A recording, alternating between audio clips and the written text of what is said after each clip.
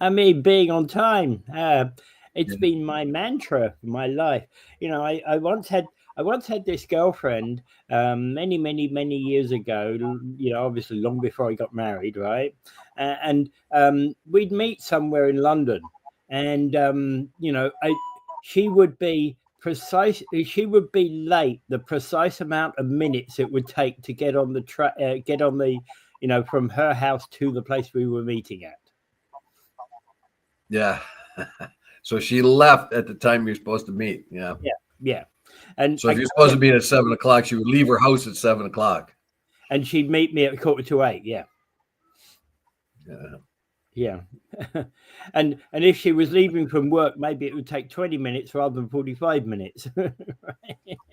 Anyway, welcome everybody to Talking Niagara. Welcome to the show. We're just trying to kind of talk about politics of Niagara, Ontario, etc., and things that impact this area. So good morning, Mike, and others. All right. Hello. So that's what our show is all about. Let your friends know about the show, and I'd love to see Chris Simone back. Yeah, I was thinking about him last week. I thought, where the hell is Mike? Chris. Well, I was actually, funnily enough, I was round there recently. I had to go. My accountant's actually a few across the square from him, right? Yeah. Did you drop in on him? And there was some workmen outside Chris's place, so he was away for the summer. That was back in early September. Yes, I think. Chris.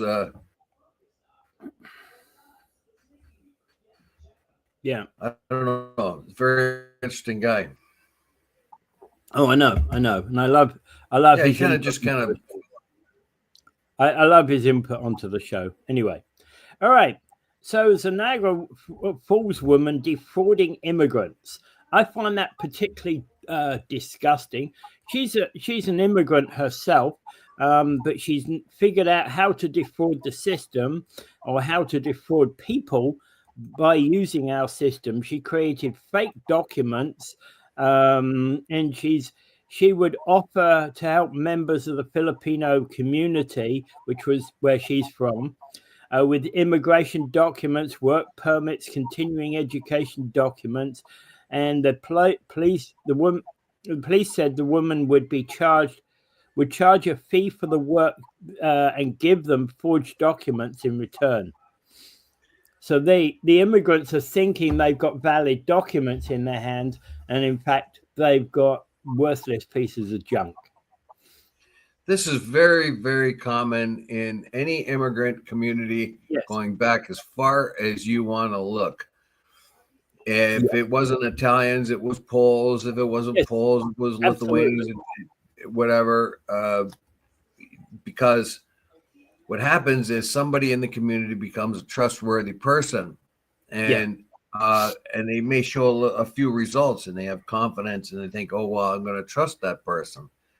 And because they are in that community, they get that trust easier. They can speak the language. I can't remember the name of the language that Filipinos usually speak.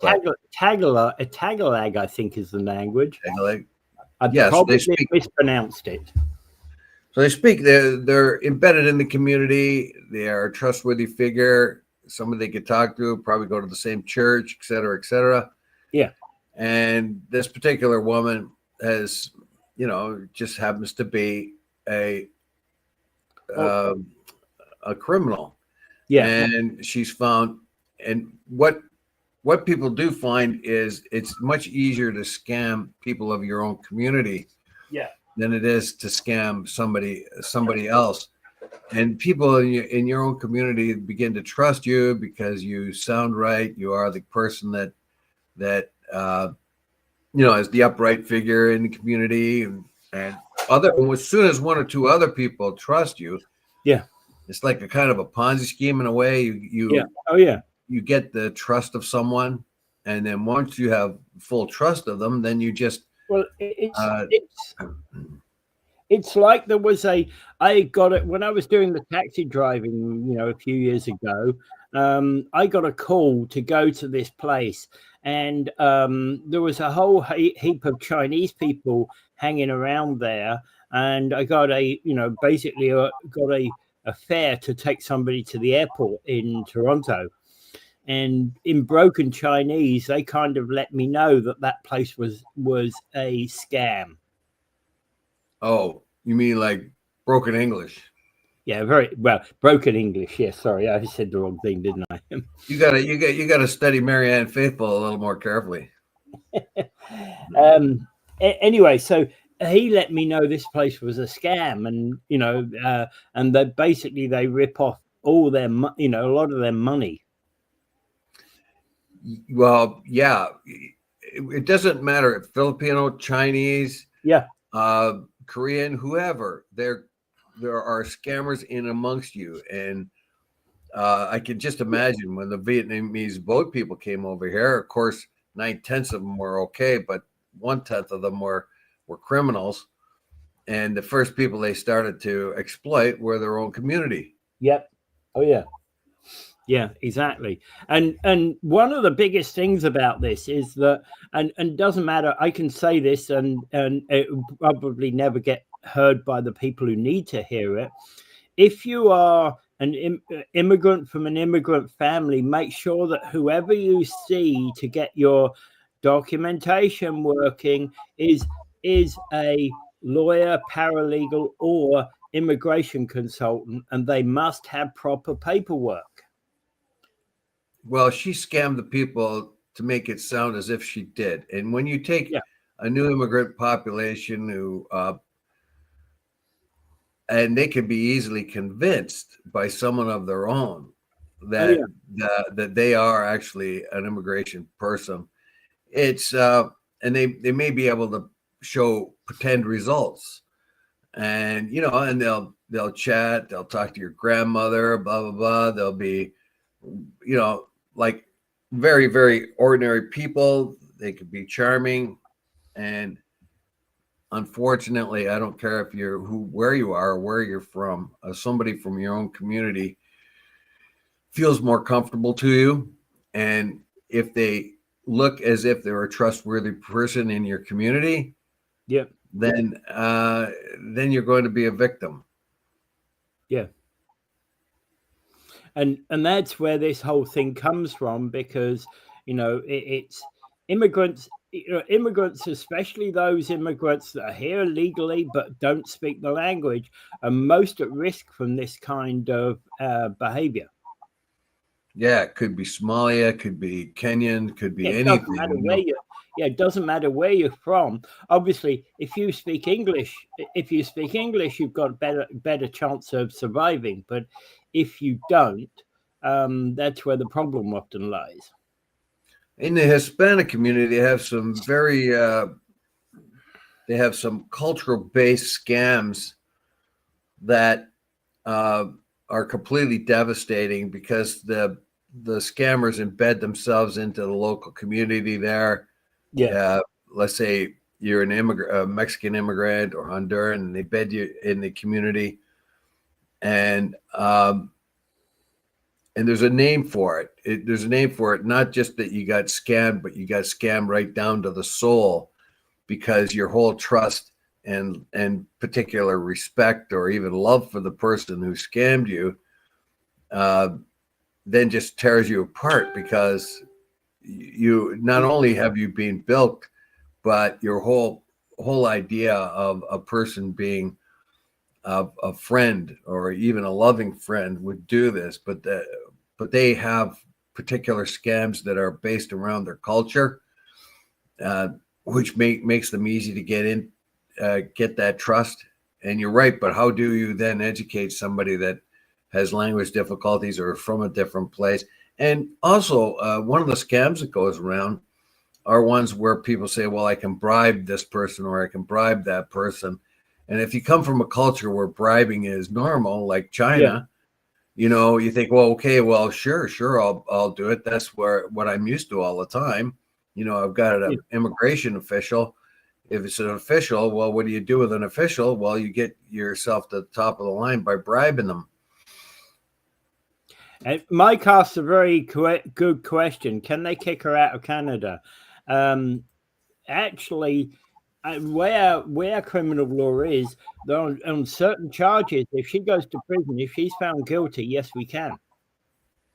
Sometimes the first place they go is prison, serve their time, and then get deported. Exactly. Yeah, deported straight. They come out of prison and they're straight onto the plane back to wherever. Yeah, and that's the best way to do it, because if you just deport them, then they just start doing their crime somewhere else and probably work their way back into Canada to start all over again.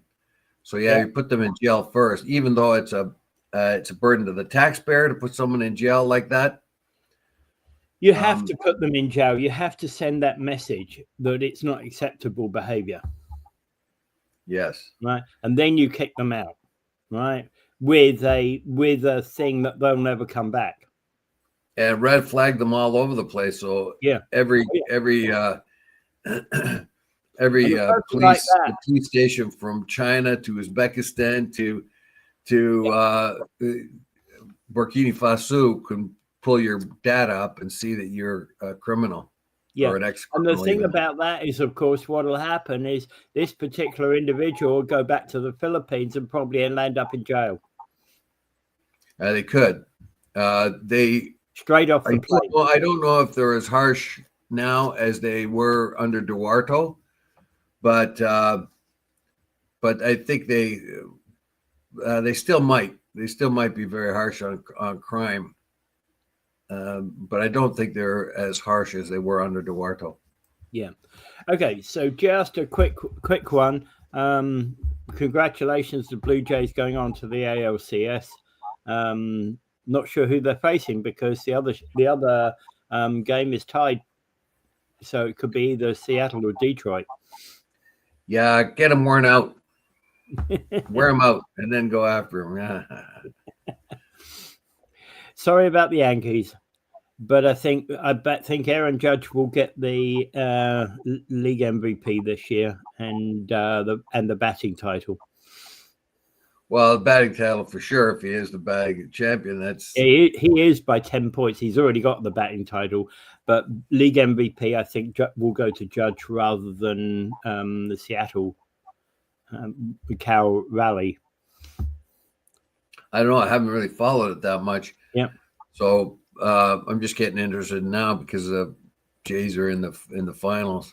I don't watch a lot of sports on TV. I go and watch lacrosse games in person.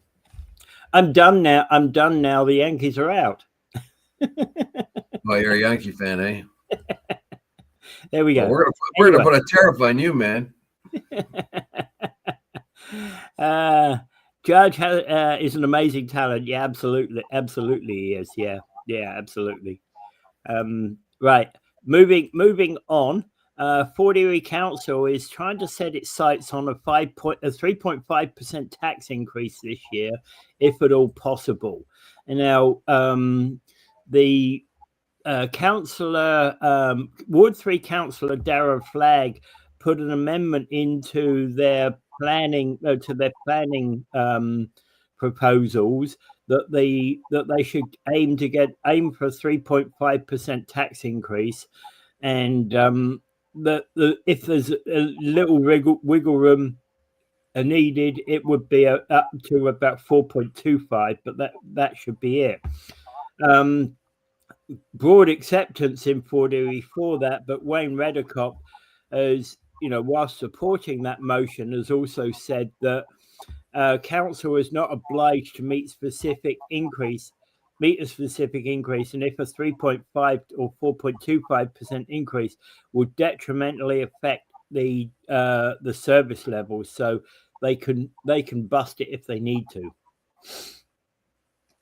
Well, yeah, it's I don't know, it's the long term. Like taxes are going up, and it seems the old adage, nothing in life is avoidable except death and taxes. So yeah, and I think basically, I don't think anyone can do anything about this. a lot of the times when you try to keep it down to 3.5% even sounds pretty high to me. And we found also that Bob Gell wanted this to be the same number across the region, or for a regional government, to try to keep it down to 3.5%. But it always seems in the end, it seems to be unable to do that. And we here in Niagara Falls are a little bit lucky because we have a revenue stream from the OLG that comes in and helps offset some of our expenses. Now, our own city council tries to determine fiscal responsibility based on the ordinary tax revenue, accepting the OLG, and the OLG then is just brought in to sort of augment things a little bit. But the budget is supposed to be, if the OLG moves just suddenly tomorrow and there's no more money coming from the OLG, we'll be able to survive without much of a hit to our taxpayer. I don't know if that's working so well. I haven't dug down deep into it. It hasn't worked well since they closed, since the casino closed for COVID. We've never gotten back to that base that we had pre-COVID. I was looking into. No, it has. Pre-COVID. Yeah, we've got up to. If you look at the agenda on Monday, that was the agenda for Tuesday's council meeting. In there is there's explanations of the OLG money and where it goes. Yeah, but it's also stated in there that the council tries to use that just for extras, and that if the OLG suddenly goes away, it won't be so much of a hit to the average taxpayer. Yeah. So they're trying to base their budget, base their fundamental basic budget on tax revenue, and anything extra comes from the OLG money. But we are in a place where we don't need it if we don't get it, kind of thing. Yeah. And I'm not so sure that temptation now is to lean on that money as a permanent source of income came back to bite us, of course, because of COVID. Yeah, exactly. Right. So Niagara Region has tentatively set a target for property tax of 3.5% for 2026, but early projections are suggesting that the city workers are looking at 12.5% increase for the regional budget. Yeah, we'll see. We'll see about that. What happens? It has happened in Niagara Falls too, where they put a freeze on wages in Niagara Falls on Niagara Falls workers. But what we did find, and that included the managers of different departments. But what we found was a little bit of dicey operation there, where in order for the managers and executives in City Hall to get more money, they changed their title. So that if they were the director, if they were the director of human resources and they get X amount of money, they're not entitled to any more raises, just like the guy that's, digging the graves in the graveyard. But what they did, the trick they used, was change the title. So they changed it to executive director of human resources. And therefore, because they now were an executive director, they were entitled to more money. And that's the trick they used. So you got to keep your eye open on this kind of thing. No, we got to actually, we got to nail some of these down. Some of the spending, some of the spending has been problematic, and putting aside the OLG money, which definitely should be kept at the moment for, we have to spend some of it to recover some of the debt, but I agree with you, it has to be kept aside for the rainy day, or for those capital projects that I believe need to be done, the city needs to get done, like the don't even remember the place now. It's so bad. Like the new arts center. So I'll see if I can bring it up, and it's a bit of a breakdown. I think a certain portion of the OLG money is for taxpayer relief, but not a lot. 18% of that money that comes in from the OLG is actually actually for the police force, the special police force there. For the casino. So that's 1/5 of it, nearly 1/5 of it already just gone. And if you give me a minute, I'll just bring it up. Well, also Bill Fordy is also, back. If you remember, Bill Fordy already flagged serious concerns that if we cap the police force budget at 3.5%, it would mean a 5% cut in, in removing 50 officers from the front line. And he's being dramatic, of course. Well, yeah, he could be, but the fact of the matter is policing and fire departments are hugely expensive. They are. Now, what is the situation? What can we do there? Can we can we sort of break off some of the duties of the police and the fire department to I don't know, to other sort of contracts of some kind or other? Yeah. What about the administration? What about the people that work in their offices and stuff like that? Can we contract them out? What is the way in which we reduce that heavy burden of police? But does contracting it out necessarily save money? Well, that's the whole point of contracting it out. Look for the best bidder.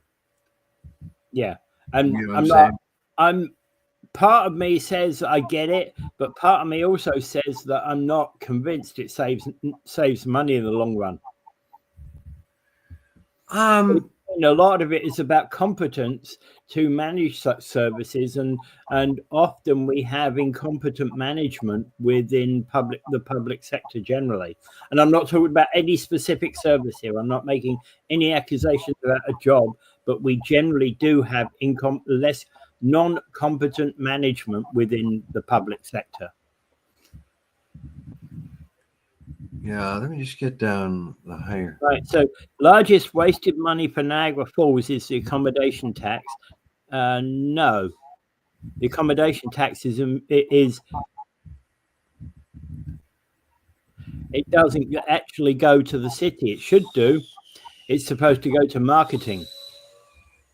So here's the council adopted areas of spending for the OLG money, and property tax relief, capital asset and strategic investments, economic development initiatives, social service initiatives, and of course the 18% for the NRP casino policing. And I just hit the wrong button. Now I can't find what I was looking for again. Okay. But anyway, that gives you an idea.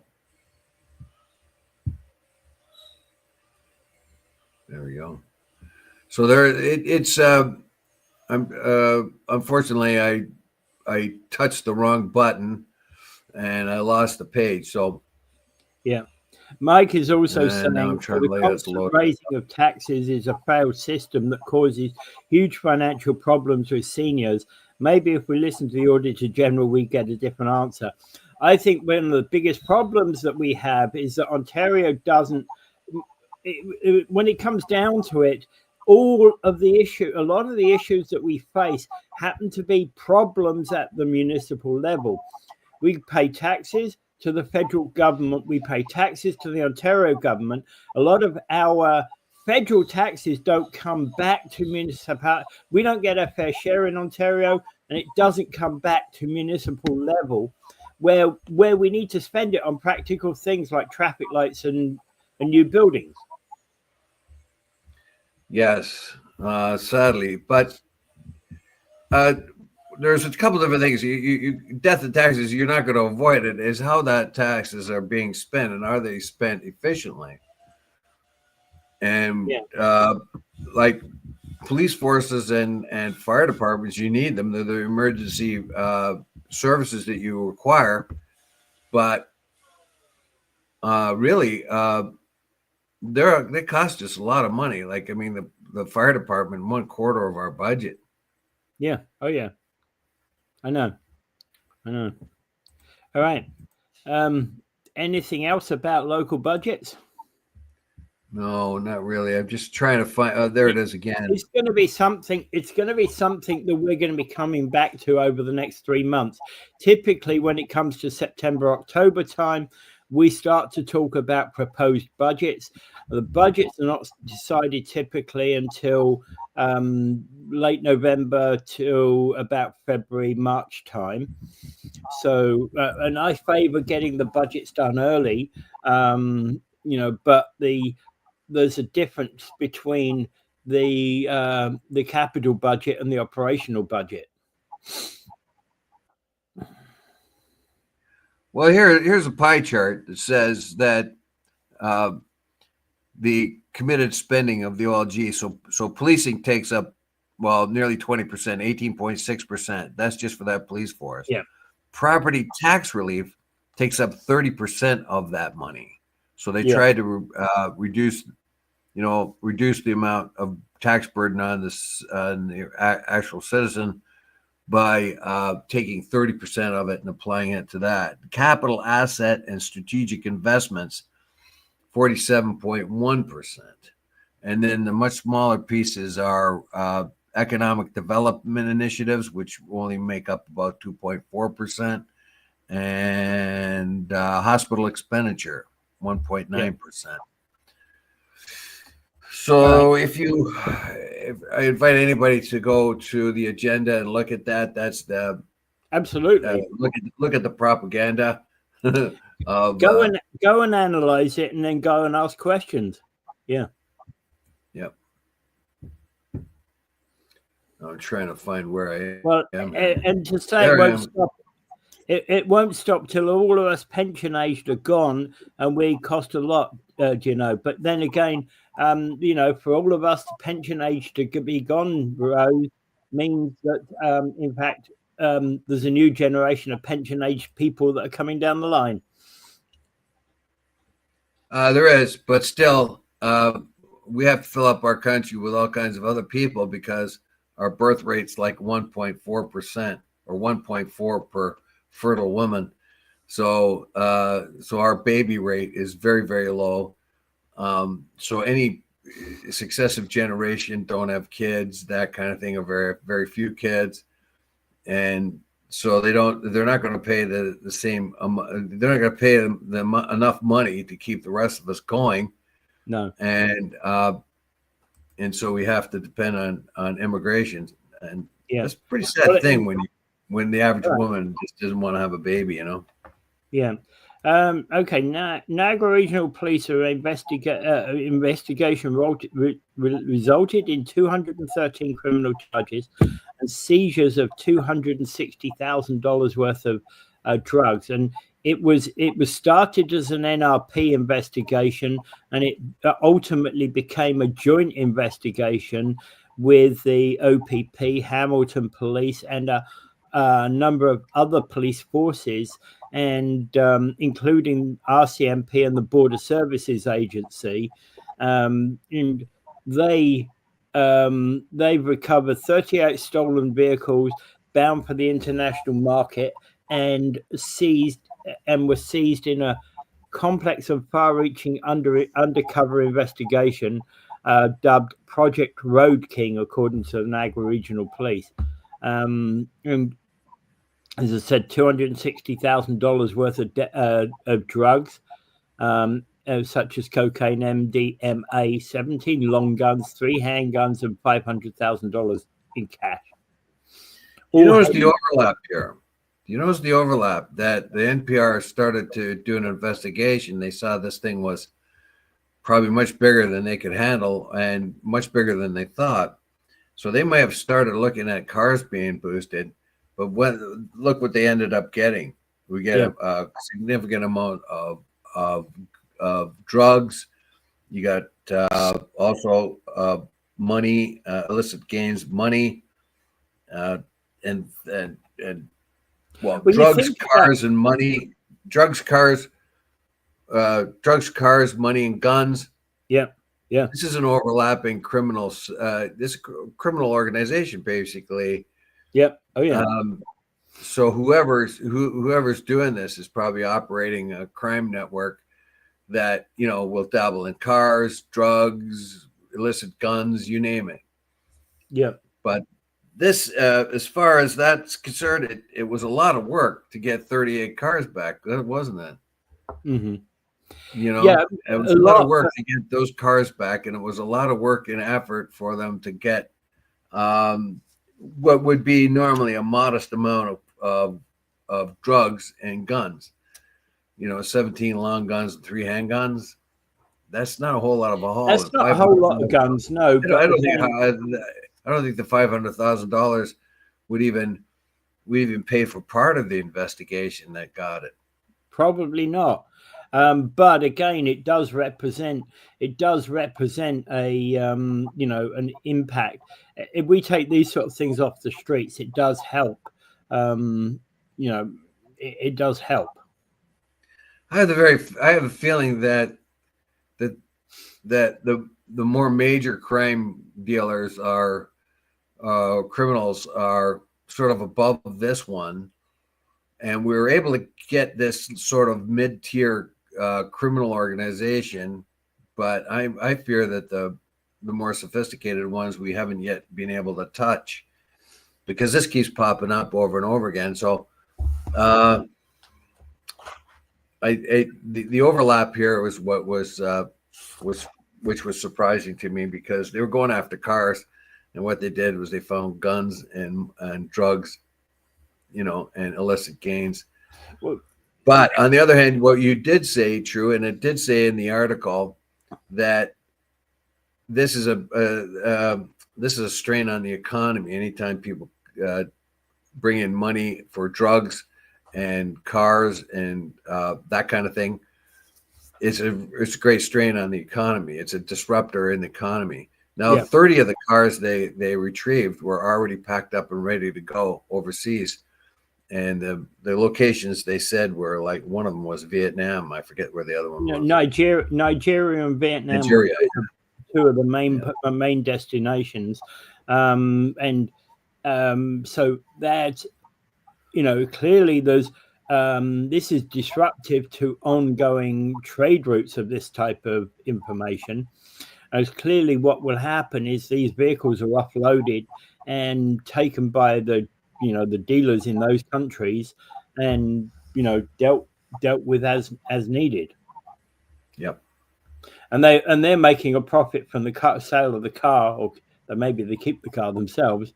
Well, this is a worldwide trade. Cars get stolen from all over Europe, North America, and are shipped to developing countries. And the developing countries kind of look the other way, I think, a lot of times, because they're going to get cheap cars for their citizens. I talked to a guy in the Caribbean, one of the Caribbean islands, and some time ago, now many years ago, and I says, "What about those?" He was talking about cars coming in and being secondhand cars coming in and sold. And I says, "Are they expensive?" He says, "No, they're really cheap. I can get this or that or whatever car, and it's pretty inexpensive." And the kind of cars he was talking about, I was thinking to myself, "There's no way." There was no way someone sold it to be transported it here, and for the person to buy it on the other end, buy it at that price. So you're telling, like, $100,000 vehicle, like, let's say a Range Rover, that's suddenly available in the Caribbean for $20,000. Yeah, but it's much more ordinary vehicles. Your Honda Accords, your Corollas, those kind of things.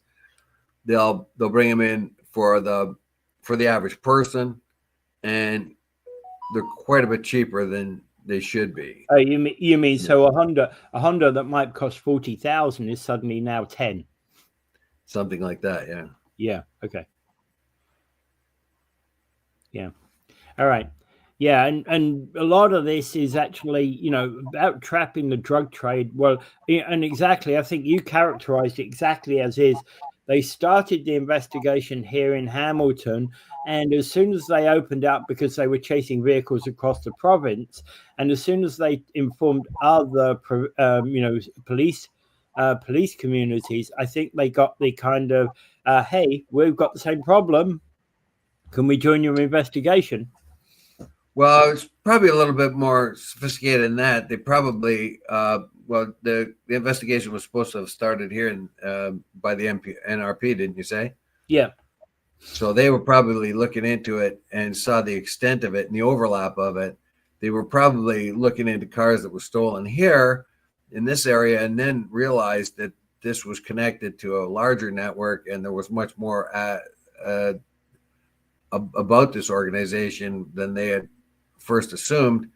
And then they drew in probably the province and the federal, and it could be. It says there was a combination of forces. And then what does Randy say here? Have you ever done the math on a number of actual police that are truly available for investigation in any crime?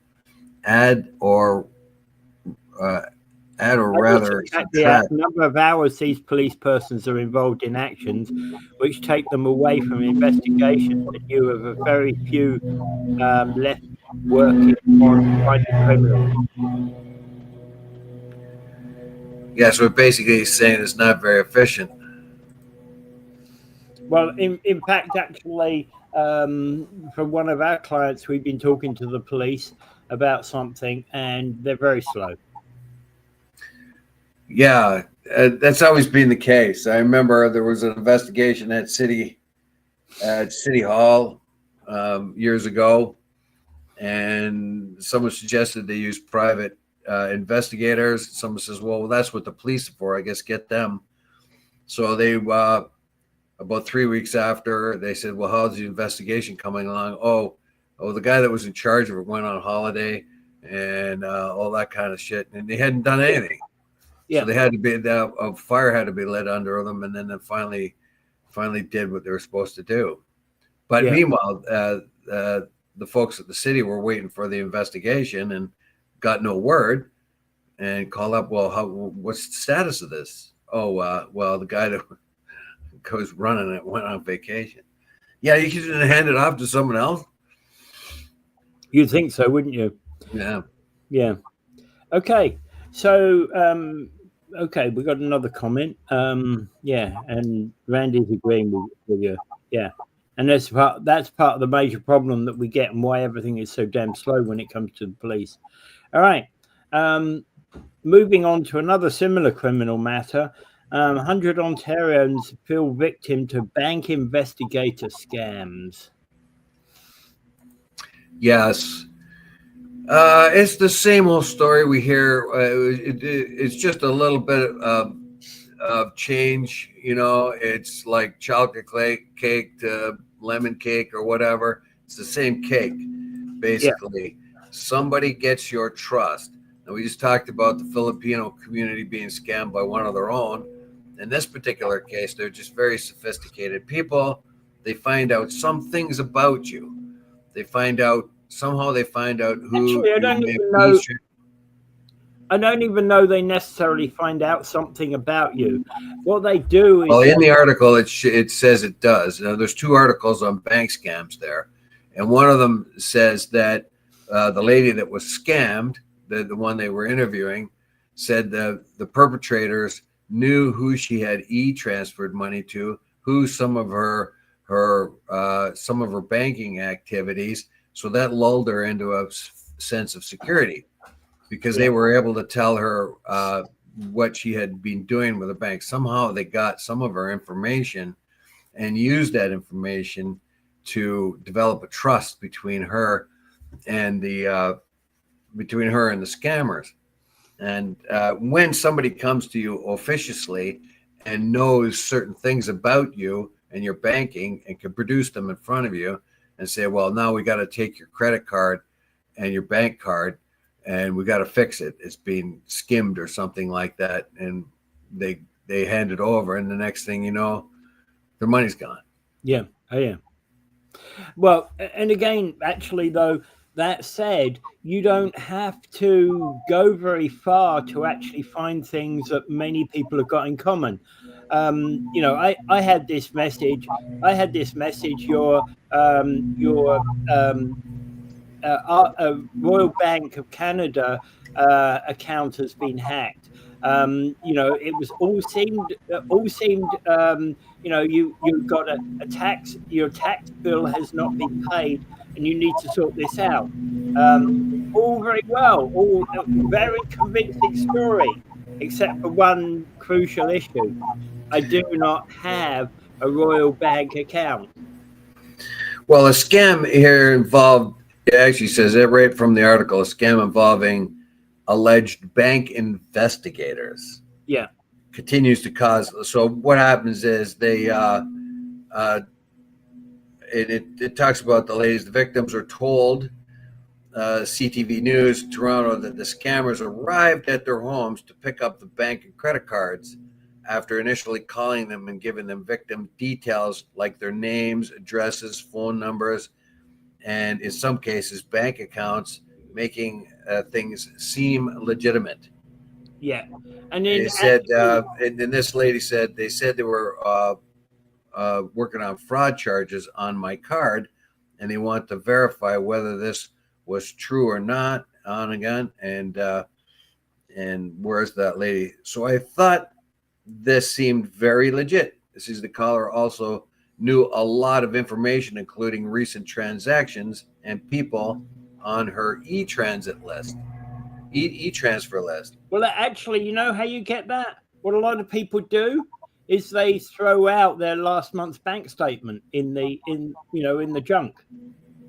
Somehow they got it. There's all kinds of. So anyway, they use whatever information they have to lull somebody into a false sense of security. And of course, when the bank comes and we are bank fraud investigators and we need your help, and you may be a victim of this fraud, we better check it out. Let me check out your card, make sure that's okay. Too many people give too much information freely because the bank, for example, the bank won't ask for your card number. They'll usually, if you got a call from the bank and they want your card information, they'll say, hang on a minute, we will put you onto a touch tone system, and now you can enter your card. Yeah, so they themselves couldn't get it. It's supposed to be a secure system. It's a secure system, so the operator that you're talking to cannot get it. And normally the bank, and the other thing to remember is the bank doesn't call you. Well, we found out that that there's always been scams at Walmart, at Target, at other places where somebody's got into the account information and steals the account information. With that account information, then they can use that, if they wish, to get your sort of trust, because they said, oh, well, we noticed that you've been buying stuff at Walmart and you bought this and this and this, so we can tell you what you've been using your card for. And unfortunately, you can't. Actually, you can't. You can tell the transaction was for $212.97, but you can't tell what you bought because the credit card doesn't have that information, right? Well, on that particular Walmart has the information about what you bought for its systems, but that never gets onto the credit card. Well, whatever information they have scammed, information they have scammed, they use that to, like, it doesn't matter. It might not be item by item, but they have enough details. I mean, e-transfer list. I mean, they're getting this information from someplace. Yeah. And of course, you get somebody that's, you get an old lady or something like that, somebody naive, maybe even. Somebody that's somebody comes to your house and say they're a bank investigator, or it can be sort of intimidating. I even one of the people I know, brother, who is very sophisticated person, almost got scammed out of $60,000 because they thought they were helping the bank chase down a fraud. Yeah. And actually, this is quite. And that was only, and the only way they got that got halted is because somebody at the bank that knew them, because they've been banking there forever, noticed the transaction, says, "Hey, wait a minute, that don't sound right to me." Yeah. So be wary of these bank scams. There's all too many of them out there, and particularly focused on elderly people. Elderly people are, So I always double check. when a scammer phones me and they want me to send money or something like that, or do that, and I says, "Oh, I did that yesterday for your colleague," and that puts them out. I says, "Well, that's exactly what you said. The other guys, or Fred, said yesterday, and I already did it," and they don't know what to say after that. and you know, the other one that I do is like, so you get this message and they sound as if they're genuine, because they say, "And this call is being recorded," which of course it isn't. "Oh, glad you said that. I'm recording this call for my own safety and security. Thank you very much." Click. Yeah. I'm bored of it now, but I used to just play them along until they figured out what I was doing, and then they would freak and start swearing at me and stuff. So, but I stopped doing that. I stopped doing that because it's just getting boring. Yeah, and what Randy points out here is exactly what I've been saying. Your day-to-day information is available through the mail that's delivered to your home in an unlocked mailbox, or you leave it out in the trash. So that's how they get your information. That's how they're scamming you. If they're they get your information in a number of ways, right? There's not just one way they get your information. They get it in a number of different ways. So basically, they could get into your computer somehow and hack into your computer and get whatever it is. They can get your information. Yeah, Randy's right. The simplest way is right at your mailbox.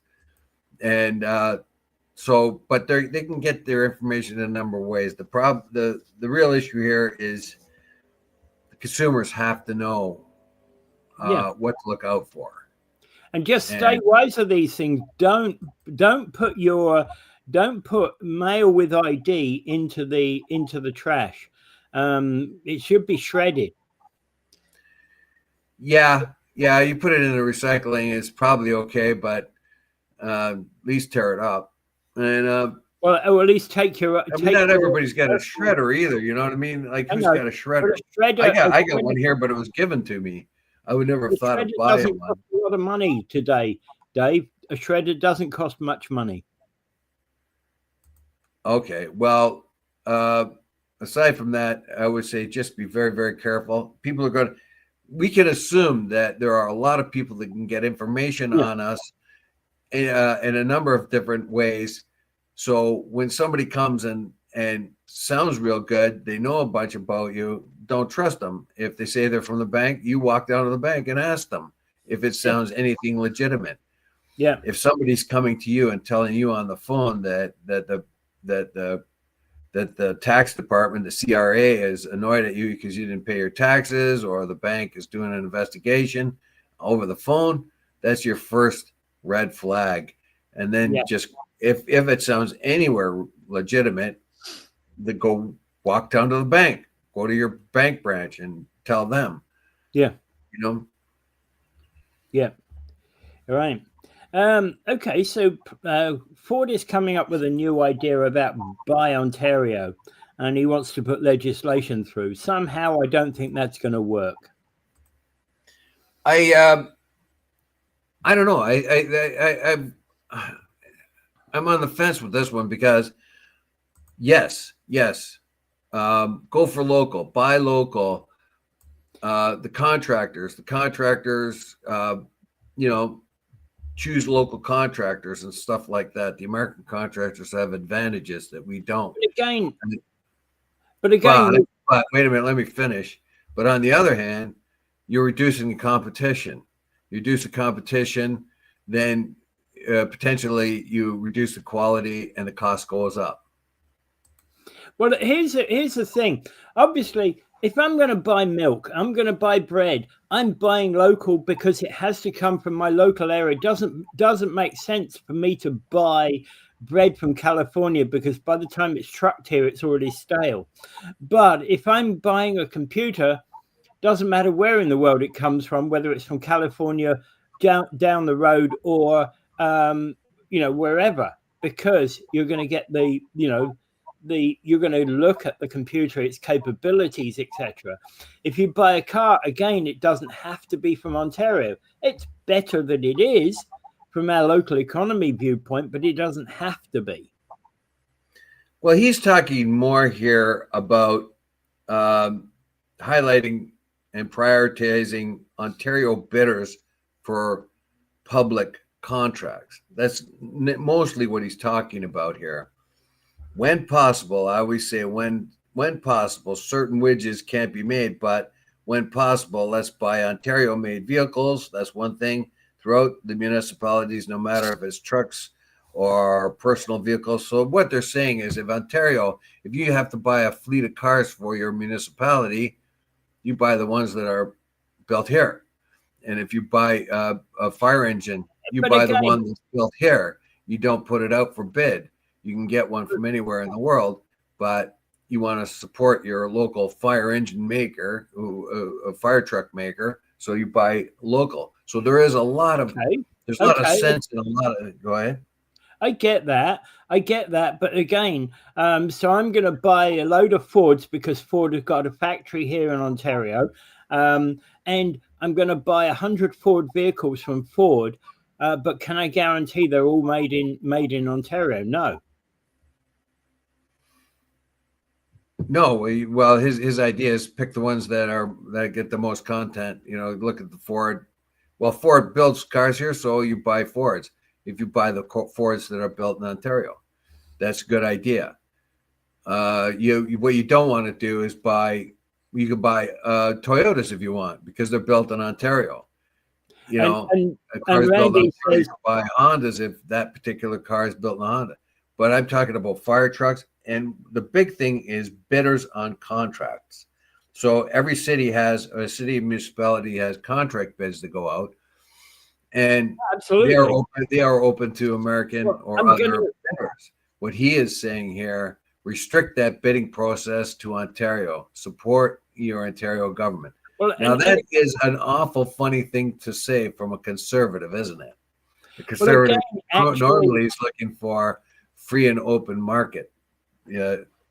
Well, actually, again, let's take the example of the Burgoyne Bridge in St. Catharines, and I do pick on this one deliberately. The Burgoyne Bridge was built by a construction company owned and operated out of Quebec. They brought construction workers from Quebec rather than employing local workers, and of course, the cost ballooned to 10 times the original estimate. That was that's because they're fools. Space. It should have all been done locally. I don't mind the designer coming from Quebec, fine, but the bridge should be built locally with local workers. Of course, and as a matter of fact, that's what if you want to complain about the unions, that's where the unions come in. We did a big demonstration when the federal government was allowing a lot of offshore workers to come in and build factories and stuff like that here. We had a big demonstration. We blocked off the Peace Bridge until we got the notice of the government. That's what they were doing. They were letting all kinds of, in this one you're talking about, the unions there should have been the ones that probably they couldn't because a union contractor wasn't involved there. But that's typical. So that's what he's trying to do. He's trying to say, if you're going to build that Burgoyne Bridge, you build it with Ontario talent. You build it with that. And Ford says the move is the latest push by the Ford government to onshore its own spending power as the Canadian-U.S. tariff battle drags on and employment numbers falter. So basically what he's trying to do is Ontario passed legislation to reduce interprovincial trade barriers and create a day to promote local Ontario and Canadian products. So basically what Ford's saying, look, zero in on Ontario stuff, and you municipalities, if you have a contract, if you're building a building, you're building a road, you're building a bridge, right? Restrict the offshore contractors, even other provincial contractors, and do it here. Well, you want to develop the jobs in Ontario for any Ontario project. Well, that's what he's trying to do. Now, the problem I see with that is kind of counter-conservative, basically. Like normally a conservative would say, leave it wide open for all bidders and get the best bidder and get the best price, because that's how, if you do that, you get the best deal for your citizens. But now he's turning around and being a kind of a socialist kind of guy and saying, hey, make sure that we get the money and we get the here in Ontario, that we in Ontario get the jobs and we get the contracts. Yeah. So I think probably a lot of it has to do with the trade war, obviously, and I think a lot of aspects of it are good, particularly the contracts. You know, now typically if you work on a contract where the union members are on it, that contract is restricted to, let's say you're building the Burgoyne Bridge all over again, and somebody gets the contract. Well, the builder of that bridge can only bring in a couple of key men, supervisors, and that to work on the bridge. All the rest of the labor has to come out of the union hall and the local union hall, whatever jurisdiction it is here. Yeah. And then if they can't supply the men, they'll go into another jurisdiction to get some more. But they say you need 20 guys on a bridge like Burgoyne Bridge. Well, the most of the iron workers, I would suspect. So you go to the iron worker hall, you get 20 guys, and they would be local. Only the supervisory or key men could come from the company to direct what the work operation people who know about the design. For example, the designer doesn't have to be any particular place in the world, because once they've inspected and looked at the where the bridge is going to be situated, they've done their assessment of the land on either side of the bridge where the supports are going to be resting, they know exactly how that bridge can be built. Well, it's the contractor more than anything.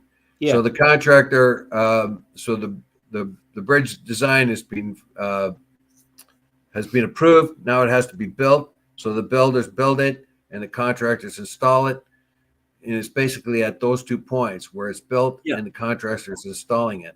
Yep. So there, you may need specific key men to be there to be able to direct the work to make sure the thing goes up correctly and the proper sequence and everything else like that. But if you don't have union people around, they'll just come in with anybody they want and do it. Well, yeah, it doesn't have to necessarily be union, but you can still enforce local. The union will enforce it. No one else will. All right. I don't know where that's relating to. Okay, Ben, moving on. I'm kind of 50-50 on this, but I get it. We need to buy local. There's a lot of things we do need to buy local for, and particularly led by municipal and provincial governments. I think in the short term, for sure, it's the best thing we do, because we're under an unfair trade war with the United States. So we're going to have to buckle down and take care of ourselves, be our own brothers and sisters keepers for the time being. But if trade normalizes somewhere down the road, then we can liberalize our bidding process and our buying process, as long as there's a fair deal going back and forth. But as long as that's not happening, we're going to have to take care of ourselves. And if that means awarding an Ontario company road work or bridge work or anything else, and it's it's a little more expensive than the rival in the United States, then we're just going to have to go with Ontario. And the build and say you're building frames and beams and stuff for a bridge, go to an Ontario fabricator, even though it may be cheaper coming in from the States.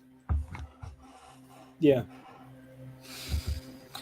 Asked forward why Don Ellis is continuing to build tens of millions of battery factory in Port Coburn as a realization that battery is unsustainable in any ecological plan.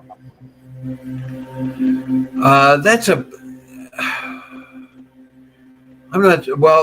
like to know where the source of that information is coming from. I've heard, of course, a lot of problems about what's going to happen ecologically with batteries and the leftover batteries and leftover components of the batteries. That may be an ecological nightmare. Whether it's an ecological nightmare that matches the CO2 that we put into the air with gasoline, I'm not so sure. Sometimes you trade off for something that's bad that's less bad than something else. And I don't know, because we haven't really been I see more and more electric cars everywhere, and I'm wondering who's buying them, because apparently we're not selling too many of them, but I see more and more all over the place. So I don't know. I don't know what's going to happen. And of course, there's the hybrid thing, where you can plug in your hybrid, and you can. So the hybrid vehicles are out there, and they have huge batteries in them as well. That's a problem with the hybrid cars. Like when their batteries get old, your car might not be that old, but the battery may begin to lose its efficacy within 5 or 6 years. And if you plan to hold on to that car for 10 years or trying to resell it, then you want to the battery in these things. The planned life of the cell phone, the battery in it is only planned to last 2 years, 2 to 3 years. Seriously, in a cell phone? Yep. It's only expected to last about 2 to 3 years. Well, I've got a cell phone over there that I had for a long, long time, and the battery's still good in it. Yeah. And this one here, this battery may not last as long in this particular phone because I use it so much. I use it much more than I've used any other. When you look at your cell phone, and when you got it day one, maybe your battery lasts 2 days, right? Now, when you've got it and it's a year and a half or 2 years old, you have to charge it every day. Yeah, well, I charge mine every day anyway, but my point, like I have a phone over there that's probably 6 or 7 years old, and it still works okay. The reason why I got a new one is because I didn't know how long it was going to last. I took it with me as a spare when I went to Portugal, and it came in really handy because I had 2 phones. I could load things up on the one phone. I could use it as a GPS thing too, and this other phone was perfectly capable because I had 2. I could do 2 things with it. Now that battery in that phone is still good. I could charge it up, and it still has the same kind of life that it did, and yet it's like 7 years old. So yeah, all right, okay. They don't even make that company. That company doesn't even make phones anymore. The one I got over there. Yeah. Well, you get some last longer, but and Randy's saying, look at any recharge station. You see people waiting an hour for a worthwhile charge versus 3 minutes for a full tank of gas. Yeah. I don't know. I see the charging station at Morrison and Dorchester. The idea quite often there's a lot of people there, but I don't really see anybody waiting in line to get into it. Now that could probably happen at busier times. The concept is different. But the concept is different. So essentially, you're not waiting in line for a gas station where you fill it up in 5 minutes. you actually charge your car while you're doing shopping or having a meal or something, then it's fully charged by the time you've finished. Well, it only takes 20 minutes if you're dead. I was in a Tesla and went from New Hampshire to Long Island in the Tesla. And my friend had it, and we only had to stop once on that trip. It took 20 minutes to get most of the charge. To get that last little bit takes a longer time, but it only takes 20 minutes to get like about 90% of the charge you need. And then you're good for another 600 miles. So but again, you can use that 20 minutes if you got the charging station in the right place. You can use that 20 minutes to for the bathroom break, to go to refill your coffees or have a meal. Yeah, that's okay on a long trip. In fact, it's welcome, because you're going to take 20 minutes anyway, 20 minutes to half an hour. You get a coffee, get a sandwich, go to the bathroom, that kind of thing. But it's less convenient in town. Let's say you get in your car and you got to go to an appointment and you forgot to charge it. Now what do you do? Now, if you had a regular car, you could just go into the gas station and 5 minutes later you're up back on the road. But if you're late for an appointment and your car's got no charge, you got to go to the charging station and wait 20 minutes to half an hour to top it up. And the answer to this one is yes. I have seen bathrooms at charging stations. You see the charging station at Swiss Chalet on Montrose. There's a bathroom there. There you go. But eventually, I mean, at one time they said, "What good is a car? What good is a car? Because you got to find a gas station." Yeah. You know what I mean? You go to 1920. What good is a car? You got to find a gas station. You got to. You only got one gas station. Sometimes the gas is bad and all that. This business about automobiles really isn't going to work, is it? Because, gas is expensive and you can't hardly get it. I think the same thing's going to happen with charging stations and electric cars. Like sooner or later, they're going to be so ubiquitous that you don't have to worry about that stuff. All right. Anyway, So actually, he picked up on what I said. Anyway, okay, let's end it there. Okay, I just want to bring up Gaza like I do every day, and it looks like they may have got a peace deal. I don't know. We can cross our fingers. I hope they have some sort of peace deal going. Let's see what happens next week. Yeah. In the meantime, Netanyahu is just flipping the finger to Trump. Trump says, "Stop dropping bombs." Netanyahu says, "F you. I'm drop as many as I want." And when he does, when Trump says, "Don't drop any bombs now, we'll try to get something going," and Netanyahu says, "F you. I'm going to drop as many bombs as I want." And then what does Trump say? Trump pretends he didn't even hear it. That's because Netanyahu is slapping him around, and that's unfortunate. And until the United States asserts its authority in this, it's not going to happen. It has to drag in its ally and make the ally do the proper thing. Yeah. All right. Without further ado, in the meantime, women and children and innocent people are still getting blown to bits or maimed. Anyway, without further ado, I bid you adieu.